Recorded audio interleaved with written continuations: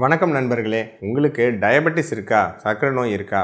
உங்களுக்கான சிறந்த உடற்பயிற்சிகள் என்னென்ன? எவ்வளோ நேரம் பண்ணும்? எது பெஸ்ட்டாக உங்களுக்கு சர்க்கரை அளவுகளை கட்டுப்படுத்தும்? அதை பற்றி விரிவாக பார்க்கலாம் வாங்க.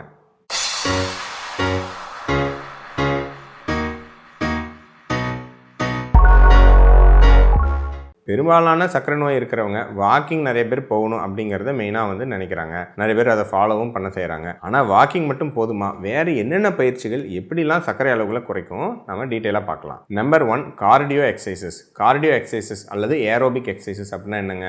நம்மளுடைய walking, jogging, running, cycling, swimming இந்த மாதிரியான விஷயங்கள்லாம் பார்த்திங்கன்னா உங்களுக்கு ஓவராலாக நம்ம தசைகளில் இன்சுலின் எதிர்ப்பு தன்மையை கொஞ்சம் குறைக்கும்.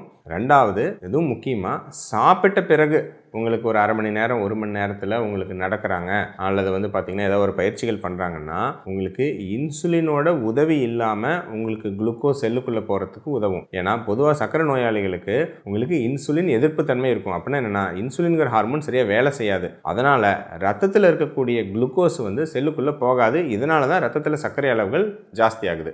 ஆனால் உங்களுக்கு சாப்பிட்ட பிறகு உங்களுக்கு நடைப்பயிற்சி, ஓட்டப்பயிற்சி இந்த மாதிரிலாம் பண்ணும் பொழுது இன்சுலினோட உதவி இல்லாமல் GLUT4 டிரான்ஸ்போர்ட்டர்ஸ் மூலமாக உங்களுக்கு இந்த செல்களுக்குள்ளே இந்த குளுக்கோஸ் போயிடும். அதனால் உங்களுக்கு சர்க்கரை அளவுகள் ஈவன் உங்களுக்கு இன்சுலின் குறைபாடு இருந்தாலும் இன்சுலின் சரியாக வேலை செய்யலைனா கூட உங்களுக்கு சர்க்கரை அளவுகள் கட்டுப்பாட்டுக்குள்ளே வரும். ஸோ அதனால் சாப்பிட்ட பிறகு அரை மணி நேரம் 1 மணி நேரம் நடக்கிறது நல்ல அளவுகளில் சர்க்கரை அளவுகளை கட்டுப்படுத்தும். இது ஏற்கனவே நம்ம ஒரு காணொலியில் விரிவாக பார்த்துருக்கோம். ஸோ சாப்பிட்ட பிறகு ஒரு மிதமான நடைப்பயிற்சி மிகப்பெரிய அளவில் உங்களுக்கு நல்ல பெனிஃபிட்டை கொடுக்கும். ஆனால் அதே சமயத்தில் நம்ம என்ன 3 வேளையும் சாப்பிட்ட பிறகு வேலை செய்ய முடியுமா? அது கொஞ்சம் ப்ராக்டிக்கலாக சிரமமான விஷயம்தான். அட்லீஸ்ட் ஒரு மதிய வேளையில் சாப்பிட்ட பிறகு நடக்கிறதுக்கு முயற்சி பண்ணலாம், இரவு முயற்சி பண்ணலாம். ஆனால் காலை சம்டைம்ஸ் நமக்கு ஒர்க் இருக்கும், அது பண்ண முடியாது. அதனால் பொதுவாகவே உங்களுக்கு நீங்கள் காலையில் சாயங்காலம் அந்த மாதிரி சாப்பிட்ட பிறகு முடியலனாலும் டைம் கிடைக்கும்போது நீங்கள் உடற்பயிற்சிகள் பண்ணுறது, அது ஒரு வாக்கிங் ஆகட்டும் அல்லது ஒரு ஜாகிங் ஆகட்டும் அல்லது ஒரு சைக்கிளிங் பண்ணுறதாகட்டும், சரிங்களா? அல்லது சைக்கிள் ஓட்டுறது, நீச்சல் அடிக்கிறது, இந்த மாதிரியான பயிற்சிகள் என்ன முடியுமோ நீங்கள் பண்ணுறீங்க அப்படின்னா பொதுவாகவே HbA1cன்னு சொல்லக்கூடிய 3 மாத சராசரி அளவுகள் 0.5லேருந்து 1% வரைக்கும் குறையிறதா ஆராய்ச்சிகள் சொல்லுதுங்க. ஸோ அதனால் கட்டாயம் இந்த மாதிரியான ஒரு மிதமான பயிற்சிகளை எவ்வளோ நேரம் பண்ணணும்? இப்போ வாக்கிங் நடைப்பயிற்சி போகிறீங்கன்னா அட்லீஸ்ட் ஒரு நாளைக்கு குறைஞ்சபட்சம் 30லேருந்து 60 நிமிடங்கள் பண்ணணும். அதில் ஒரு குறிப்பிட்ட டைம் சாப்பிட்ட பிறகும் பண்ணிக்கிட்டால் நல்லது. ஏன்னா அந்த மாவுச்சத்துனால சர்க்கரை அளவுகள் கூடாமல் கொஞ்சம் குறைக்கும். ஓவராலாக இன்சுலின் எதிர்ப்பு தன்மையை குறைக்கிறதுக்கும் ஒரு நாளைக்கு 30லேருந்து 60 நிமிஷம் நீங்கள் பண்ணலாம். குறைஞ்சபட்சம் வாரம் 5லேருந்து 6 நாட்களாவது இதை பண்ணணும். இது கட்டாயம் நமக்கு இன்சுலின் எதிர்ப்பு தன்மையை குறைச்சி சர்க்கரை அளவுகளை கொஞ்சம் சீராக்கிறதுக்கு உதவி பண்ணும். மற்ற பயிற்சிகள் நான் சொன்ன மாதிரி நீச்சல் அதெல்லாம் பார்த்திங்கன்னா அட்லீஸ்ட் வாரம் ஒரு 3 நாள் 4 நாளாவது ஒரு அரை மணி நேரமாவது பண்ணுறது கட்டாயம் நல்ல பயன்கள் கொடுக்கும். இதுலேயே இந்த கார்டியோ எக்ஸசைஸ்லேயே இன்னும் கொஞ்சம் அடுத்த லெவல் கார்டியோ எக்ஸசைஸ் இருக்குங்க. அது என்ன? ஹிட் ட்ரைனிங் அப்படின்னு சொல்லுவாங்க.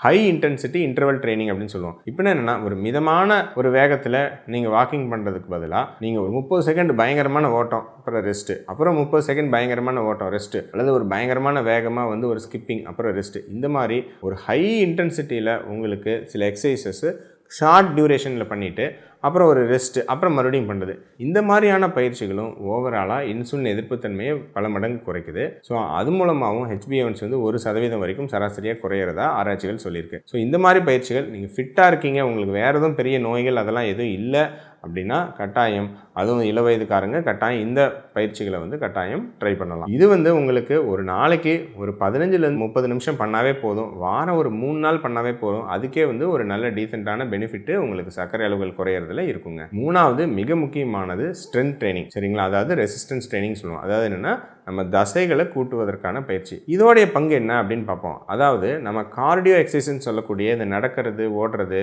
இதெல்லாம் நம்ம சாப்பிட்ட பிறகு சர்க்கரை ஏறுது, அதை கொஞ்சம் குறைக்கிறதுக்கு மெயினாக ஹெல்ப் பண்ணுது.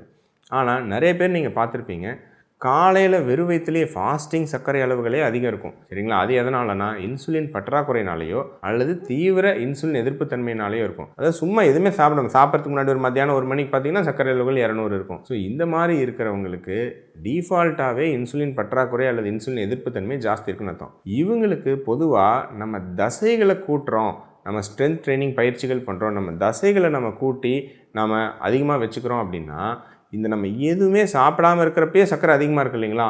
அது உங்களுக்கு குறைக்கும்.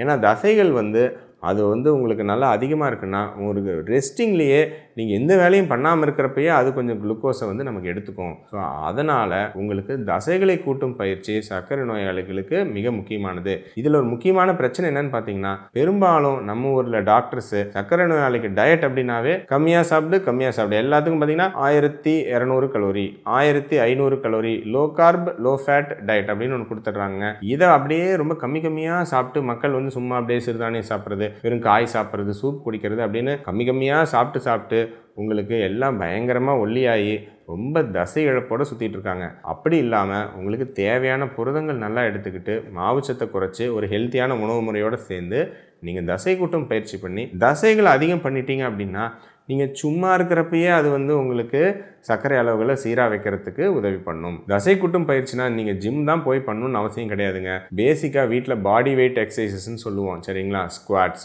லஞ்சஸ், புஷ்அப்ஸ், புல்லப்ஸ் இந்த மாதிரியான பயிற்சிகள் பண்ணலாம். அல்லது உங்களுக்கு ஜிம் போகிற வாய்ப்பு இருக்கிறவங்க ஜிம் போய் வெயிட் ட்ரைனிங் பண்ணலாம். அல்லது பேசிக்காக வீட்டில் வந்து டம்பல்ஸ், கெட்டில் பெல்ஸ் அப்படின்லாம் சொல்லுவோம். அதை வச்சுட்டு வீட்டிலே முறையாக கற்றுக்கிட்டு சில பயிற்சிகள் நீங்கள் வீட்டிலே பண்ண முடியும். அந்த மாதிரி மேஜர் மசில் குரூப் வாரம் ஒரு 3 நாள் சில பயிற்சிகள் பண்ணாவே முக்கியமான நமக்கு தசை, நம்ம வயிறு பகுதி, நம்மளுடைய கை, நம்மளுடைய கால், அப்புறம் நம்மளுடைய ஷோல்டரு சரிங்களா, இந்த மாதிரியான முக்கியமான உடலோட தசைகளுக்கு மெயினாக வந்து நமக்கு கூட்டணும் அப்படின்னாவே உங்களுக்கு பல மடங்கு நமக்கு பெனிஃபிட் கொடுக்கும். இது ஒரு 30 நிமிஷம் ஒரு வாரம் 3 வாட்டி பண்ணாவே தசை கூட்டும் பயிற்சிகள் நல்ல பயன்கள் உங்களுக்கு கொடுக்குங்க.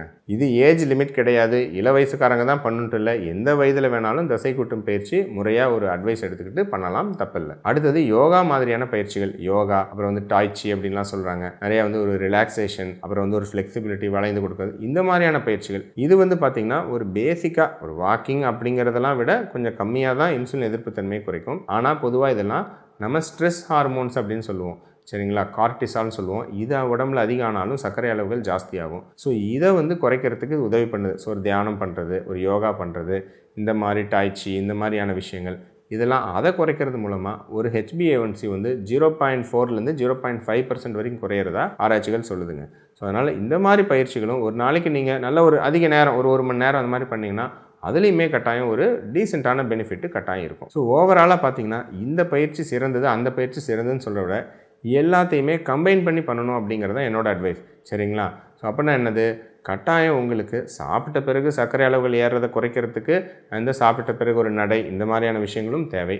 அப்புறம் ஓவராலாக கார்டியோ ஆக்டிவிட்டி இம்ப்ரூவ் பண்ணுறதுக்கு ஒரு வாக்கிங்கோ, ஜாகிங்கோ, சைக்கிளிங்கோ இந்த மாதிரியான பயிற்சிகளும் தேவை. அது இல்லாமல் உங்களுக்கு தசைகளை கூட்டுறதுக்கு நம்ம ஸ்ட்ரென்த் ட்ரைனிங் பயிற்சிகளும் தேவை. இதெல்லாம் எல்லாமே கம்பைன் ஆகிற மாதிரி நீங்கள் சிம்பிளாக ஏதோ ஒரு விளையாடுறீங்க, ஒரு பேட்மிண்டன் விளையாடுறீங்க அல்லது ஏதோ ஒரு விளையாட போகிறீங்கன்னா அதுவும் ஒரு நல்ல விஷயந்தான், ஒன்றும் தப்பு கிடையாது.